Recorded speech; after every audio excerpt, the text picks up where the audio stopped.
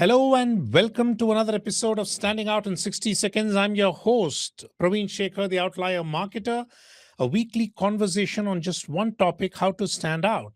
It is not about being louder or busier or flashier. It's about being recognizable in moments that matter. Every Wednesday at 3, we take one lever of standing out, invite a guest, and we speak about one particular idea for 20 minutes. We have so far covered image, idea, storytelling, positioning, game mechanics, killing hesitation, even being playful. Today, we talk about standing out through design clarity. Before you speak, your design has already spoken. The color mechanics are already signaling quite a lot of things. In a crowded world of noise, creative design, visual simplicity decides who gets noticed and who gets ignored.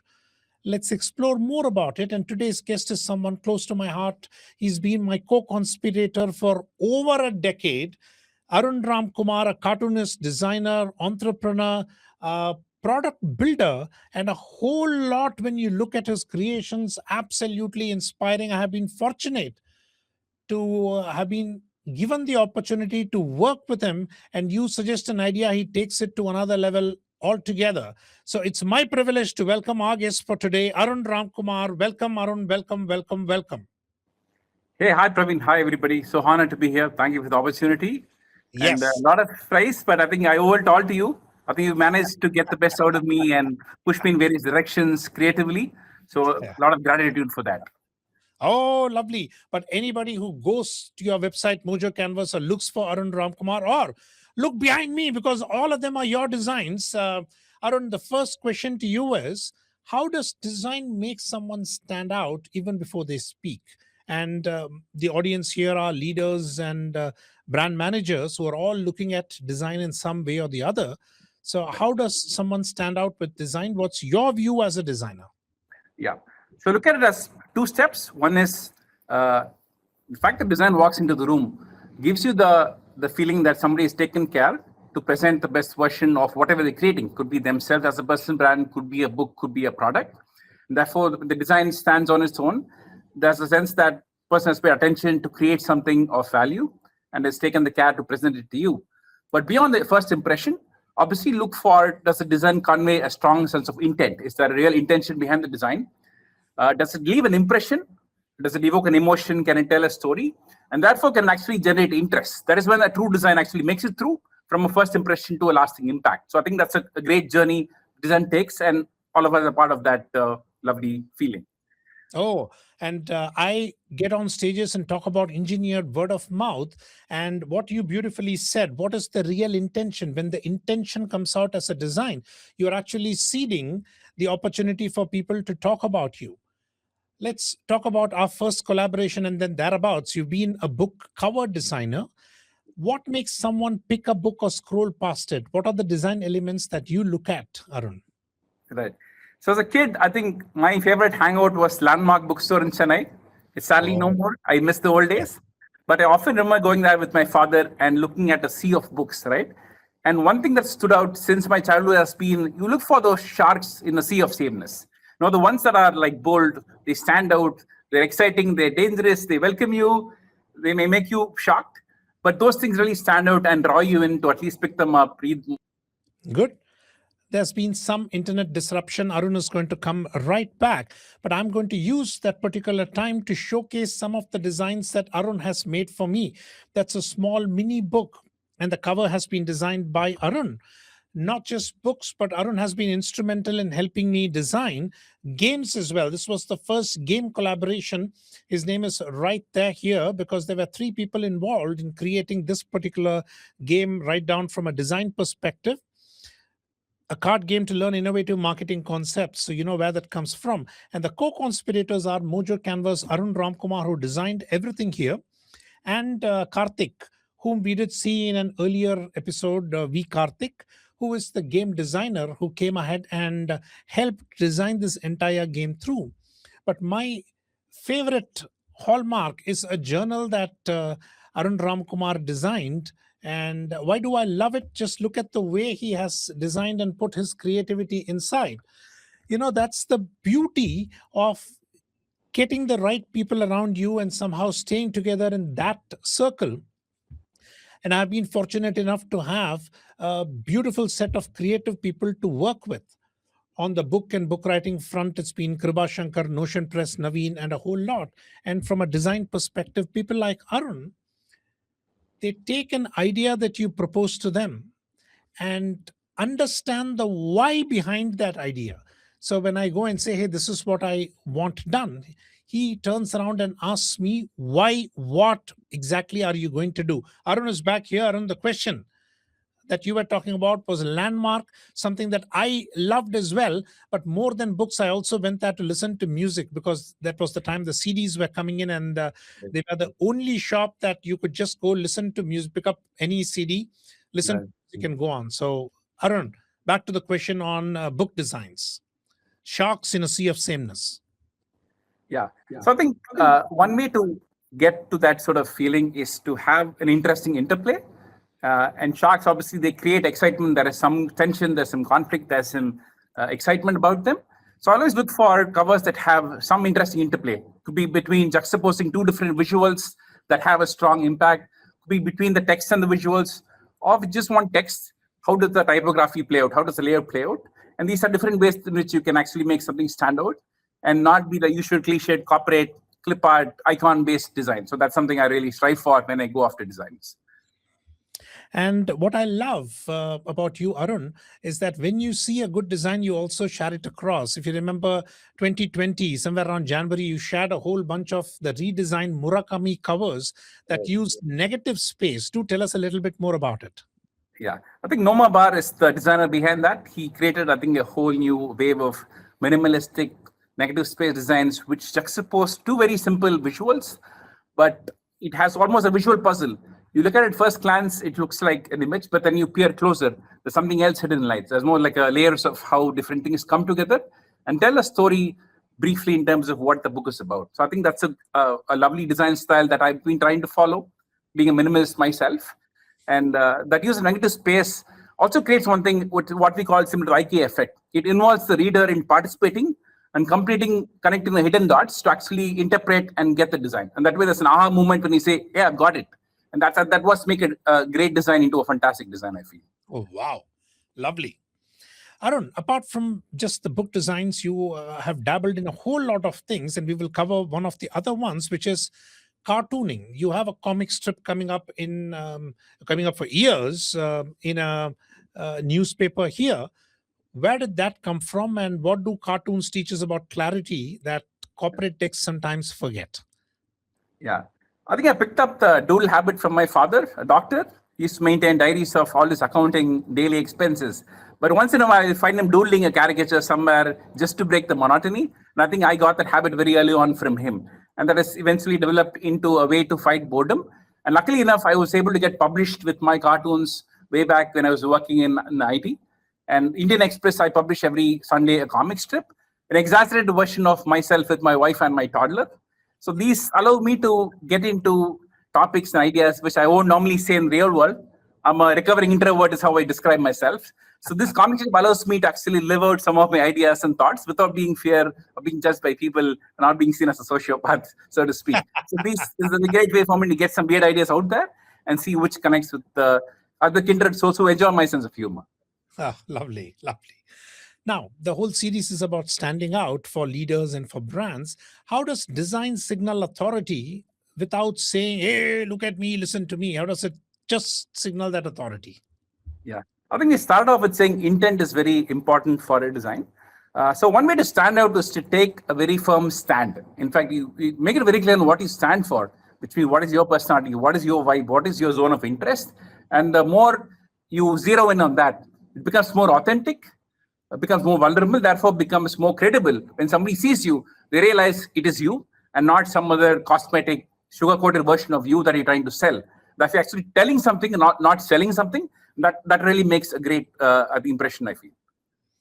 And for those of you who want an example, just look at the top right, which is my logo that Arun Ram Kumar designed. Take a please see that it is my bald head like a incandescent bulb that comes through. Now, Arun, in your experience, because you've worked with so many corporates, so many speakers, founders, leaders, what small visual change has created disproportionate visibility? And this could also be observational because you follow a lot of designers. Any Right. examples that you can share? Sure. I think it again goes back to the intent part where you're trying to distill into one strong element that you want to convey. Could be one hero headline, could be one hero visual. And the more you try to zero in on that, you actually start to clarify your own thinking on this is actually what this is about. It could be a book in terms of what is one thing that can distill everything into an essence of what this can be. And the more you zero in on that, it makes it that much more impactful. Often the first thing is to go with your first ideas, and often they end up failing. Recently, with our own book cover design, we thought we had a great idea. That when I iterated further, we actually came to the essence of what it actually stood for. And the experiment we did, where we talk about that, where different people come and actually voted on the cover, turns out that our probably most riskiest, scariest idea actually turned out to be the best idea rather than the safest first idea that we actually loved initially. So I think that's a great evolution of how you actually take something, tweak it further, and actually peel away and understand what am I really talking about. And I think that attention to iteration is important to get the best out there of your designs. Okay. And to tell you all about this particular part, working with Arun Ram Kumar is like going to an aisle in a US retail chain. You go in for a request for one design, but all the design options that come to you love all of them, but you obviously can't go ahead and proceed with all of them. And this was for a book cover that's going to come out in 6 months from now. And it so happened that there was a speaker conference that was happening. So we took a big whiteboard, pasted the four covers. There were two that Arun and I liked, but we had over 100 people come and vote. And end of the day, we have to respect that particular mandate, and the choice that they picked up with the reasoning goes a long way, because I, as the requester, and Arun, as the designer, can come up with a whole lot, but it also comes down to who is it for and what are they looking at, what appeals to them, and that is what we would need to take through. Which beautifully segues into my next question for Arun. When does over design make a brand invisible instead of distinctive? Because there's always can we do this bit, this? You come from the world of IT, so scope creep is going to be there. Is that design scope creep that also happens? Right. I think one common trick is, or one common trap is design by committee and the multiple stakeholders involved. It's good to get inputs, but when multiple decision makers are in the room, that's when your design gets pulled in multiple directions. You're trying to satisfy all of them, and none of them are eventually satisfied. So that's a common trap to avoid when you work with larger projects involving multiple people. It's important to, I think, remark the key people who are on the same sort of wavelength, that get what this is all about, and get them to align first before going deeper. Otherwise, it becomes or too many cooks spoiling the broth, so to speak, and that's when design ends up suffering. Ah, beautiful. Any discussion today, even if it is with my cook or the driver or the maid, is incomplete without asking them how are they using AI. But it is even more pertinent to our world today from a design clarity perspective. What's your take on AI-based design? And is it going to eat up your job? It's not, but that's a question that's the buzz in every stage that I go to. What's your take on it? Right. So I think the common thing that's come up in circles. So one way I look at it is, if you look back a few years when Canva was in ascendancy, people talk about people don't need to learn Photoshop or Adobe anymore. They can do their own designs. But then people still made the wave through where you could still have some cookie cutter designs out there, but they have actual designers coming in with original ideas and original designs. So those will still rise above the usual designs that come through. The same way currently, based on AI's maturity, is what I feel like. You see a lot of these posters on LinkedIn. A lot of them immediately are apparent that they are AI generated because they have some amount of sameness to them. So eventually, those who really value originality, authenticity, creativity will definitely seek out an actual designer. AI might evolve in a few years and get to an original thinking state, but right now it's pretty much trying to average out the designs out there and try to come up with something that is not original, but a combination of things that already are out there. And that way it still has some way to go, I feel, in terms of replacing a really skilled designer. Glad to have you here, Darshini, and lovely to hear from you always. Dave McCon, be weird. Lots of good advice here from the OG himself, and hope to have you soon as one of the guests in the Standing Out series, just for the talks that you've given all across the globe. Arun, can you walk us through your thinking process when you think about design clarity? And I'm going to start off with an example. Some time ago, Arun and his wife Sushmita came over to my office. They know I love books, and they came and gifted me this particular part, which is a magnetic bookmark that has my company's logo and my message of going against the grain. So they didn't tell me about the idea, they didn't pitch about the idea, they just developed a few and came and left it with me, thereby gently coaxing me to place a larger order. But where did this come from? What's your thinking process when you talk about design and design clarity? Yeah, I think for this particular one, we are stationery geeks, both of us, my wife being an illustrator and me being a designer cartoonist. So stationery obviously gets us excited as little kids. So we always look on the lookout for things that appeal to us. And when you don't find them, you end up creating them yourself. So this is something that I think we enjoyed creating with weird shapes and different sort of ideas. And that's how I think we pitched it to you. We got some more things done for the next event. But the process starts with, again, what problem am I solving? Who is it for? How can I make it fun, exciting? How can I make it different, better, original, authentic? And all of those play a part in trying to come up with something that's original and something that can appeal to people. And the more you define your audience, it also makes sure that you're finding people who can resonate with that idea, with the sort of creativity, and then build that tribe, as you often talk about. What has been one or some of your most challenging design projects? Yeah, I think in the product space, I worked on two big product platforms in my past 10, 15 years as a product manager / designer. So unlike other projects which are more one-off in nature, where you get a book done or maybe a journal done, it's done and dusted, you move on to the next one. But the product is a living, breathing platform that undergoes an evolution over a period of years. And that way, I think UI design has been probably a challenging area, which I've enjoyed working on. And that also brings in human psychology to get to talk to different users, different personas, understand different problem spaces, look at different solutions, and keep that evolving over a large amount of time. So I think those are areas which are a great challenge to work on. And I really enjoyed working on that. With AI, obviously, those are some areas where I'm trying to automate some of the grunt work. I can quickly get some ideas fed through and get some prototypes up and running. But the thinking part is still up to you in terms of how do you engage with users, figure out their unexpressed problems, and come with meaningful solutions that are not just copycat ideas, but really get the problem solved in a meaningful way. So one final question before I let you go. How do we make corporate decks and presentations a little bit more distinctive through design? Yeah, and cartooning, because I'm a cartoonist, I have a bias to humor. So one thing we all get caught up in, I've been guilty of it in the past, where you put up a bunch of slides to get a bunch of ideas across, pretty much becomes death by PowerPoint. And one thing that's helped me break that monotony is to have some humor. I use the cartoons or memes in my town hall presentations. And that really helps to connect to a larger crowd base, which are able to remember and recall that idea. If not the text, I think the visuals really stands out. And especially if it's funny, it becomes more shareable, as you said earlier. And that way, when something becomes shareable, it increases the recall factor for it. And you can always point back to saying, hey, we saw this in that previous event that you did. And that way, adding more humor, more brevity, more fun to presentations is what is, I think, the way forward. Millennial and next gen, gone are the days of long PowerPoint slides with very cliched stock photos and the usual rigmarole that you go through. Beautiful. And just to summarize the punchlines, if there is a good design element that shows that you have taken care to present the best version outside, there is real intention that you will need to necessarily be a shark in a sea of sameness in a positive light. That brings in tension, conflict, and an emotional interplay that makes you more memorable and visible.